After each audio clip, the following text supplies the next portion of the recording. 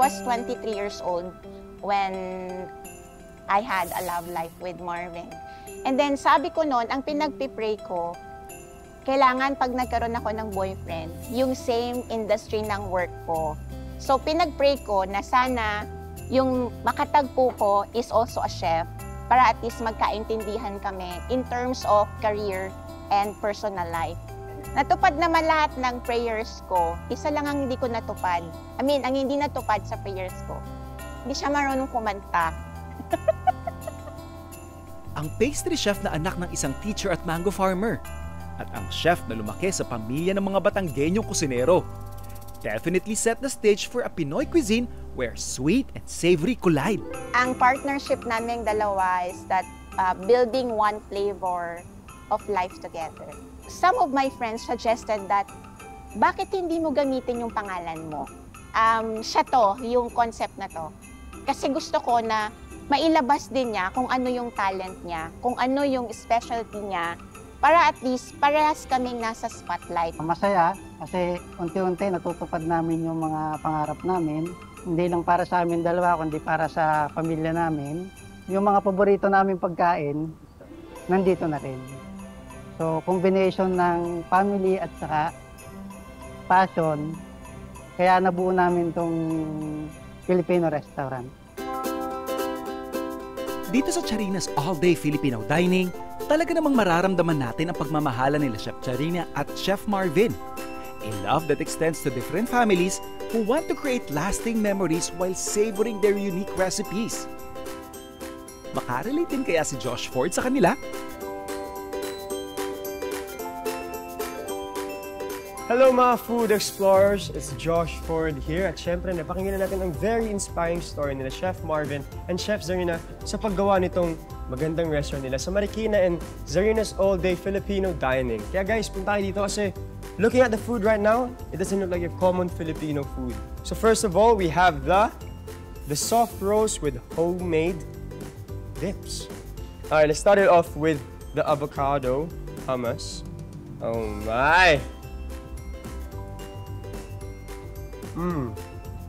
That is really nice. Lasa talaga siyang avocado. It's real avocado. So ito naman ang liver pate. Try natin yan, guys. With a good bite.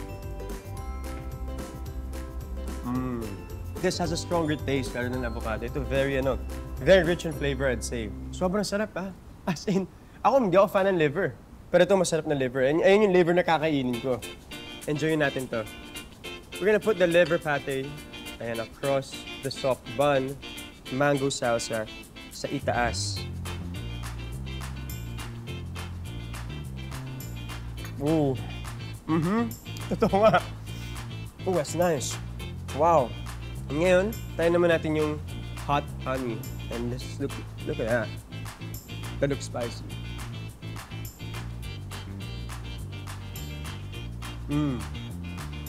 Oh, I like that. This is like sweet. Sweet na may parang pagkakain mo may sipa sa likod parang that's nice.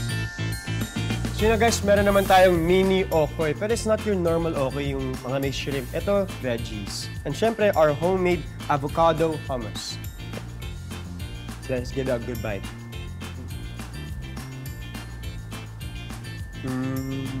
Ako, I personally love okoy. And sobrang sarap po nito. Yung crunchiness niya at yung softness sa gitna, parang perfect balance. Kasabay ng okoy, yung vinegar. Natin ng sausaw yan. Para lang have a good bite of that too. Wow.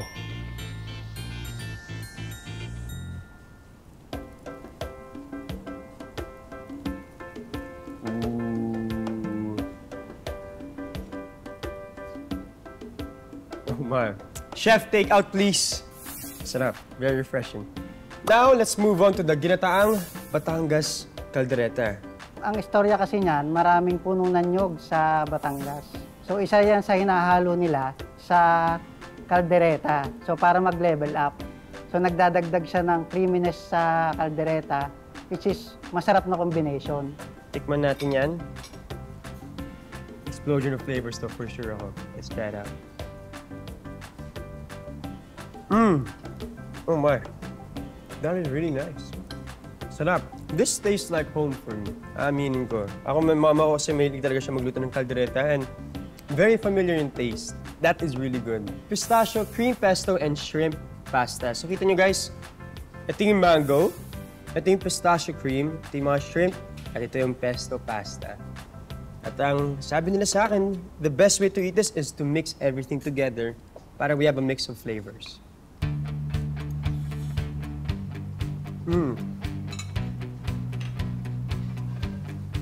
Wow. And guys, we've come to the main event. Ito na ang Zarina's Pistachio Kare-Kare. So since trending ang pistachio, para maging relatable din siya sa market, gumawa kami ng pistachio kare-kare. Hindi siya typical na yung mani lang like peanut butter, pero ang ginamit namin is fresh pistachio. Kaya kami nagkaroon ng signature pistachio kare-kare. Ooh! Hoy! Sa akin ito lahat.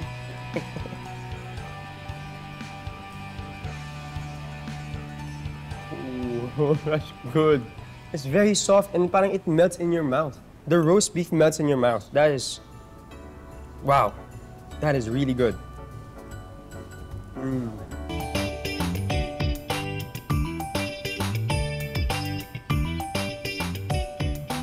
Muling i-flex ni Josh Ford ang kanyang barista skills. This time sa kusina ng Sharinas where he'll create 2 of their thirst quenchers. So Kuya Lou, ano po ba ang una natin gagawin? Ang una natin gagawin is the ice honey citron and ginger tea. We have our portion for the ice honey citron. Naka-ready na siya? Yes. Cut some lemons.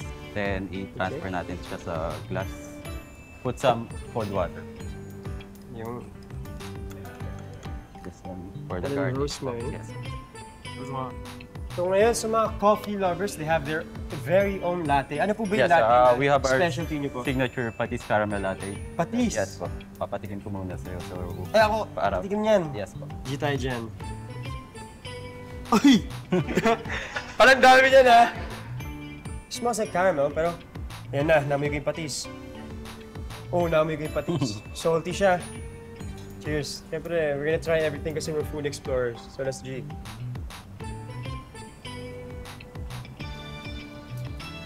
Oh, it's not too bad. Gagawin na natin yung ice patis caramel latte. Hanggang ilang 80 grams po.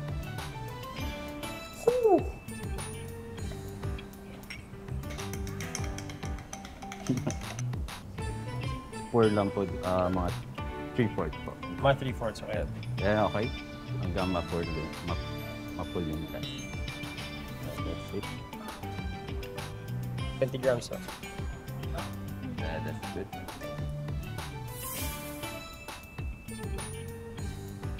At ang reward natin sa kanyang pagbabarista ng wagas, matatamis na panghimagas. And of course, now, I am joined by Chef Zarina. Hi. Kaya yan. This one, the Simply Coconut kasi, typically, we used to eat coconut macaron, yung nasa parang maliit na cupcake. Yeah, So, since sobrang favorite ko yun, ginawa ko siyang cake. let's try it out. So it's like the macaron. Oo po. Pero ito curious po ako dito eh. Sa cake na may patis.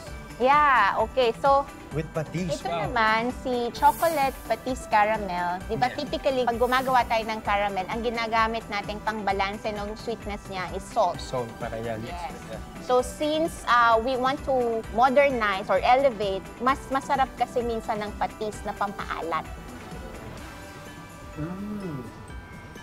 Oh, I like that. Blend. Well, Chef, ang sarap po ito, Chef. I really like that one. So, this one is the La Presa strawberry shortcake. Most of the strawberry shortcake kasi, they are just using the jam. But here in Zarina, we use the fresh strawberries to add more texture. Nilagyan natin siya ng almond nuts. Oh, wow. That is very nice. At ito naman po, Yeah, I've personally tried the original Dubai chocolate. Yeah. It's really nice. And now, may cake na po kayo. Yeah, oo. So, this cake, we call this as pistachio kanafi cake or kunafa cake. Inspired siya dun sa Dubai Viral chocolate na Filipino din yung creator. It's not super sweet and it's Yeah. not super like... Masakit sa lalamunan.